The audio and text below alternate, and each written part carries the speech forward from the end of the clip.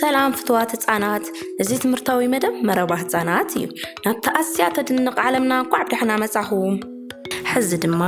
ዘድንቑ እንስሳታት ካብ መላእ ዓለም ንምርኣይ ጉዕዞ ንጀምር ናይ መጀመርያ መዕረፊና ኣፍሪካ እዩ ዋው ራእይዎ ንጉስ ሳቫና ኣንበሳ እዩ ኣብ ገጹ ዓብይ ልስሉስ ጸጉሪ ኣለዎ ከምኡውን ሓያል ድምጽ ኣለዎ ኣናብስ ምስ ስድሮኦም ኣብ ፀሓይ ምዕራፍ ብጣዕሚ ዝፈትዎ ነገር እዩ ክንደይ ዘድንቕ እንስሳ እዩ ብርር ናብ ዝሑል ቦታ ንኺድ ናብ ኣርክቲክ እንኳዕ ብድሕና መጻኹም እዚ ናይቲ ዘድንቕ ናይ በረድ ድቢ ገዛ እዩ ኣብ ውሽጢ ዝሓልን በረድን ሙቐት ንምሃብ ዝሕግዝ ረጒድ ጻዕዳ ጸጉሪ ኣለዎ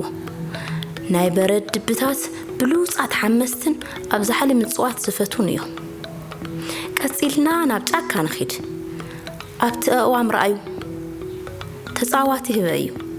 ህበያት ብሉጻት ካብ ጨናፍር ናብ ጨናፍር ምዝላል ዘፍቅሩ እዮም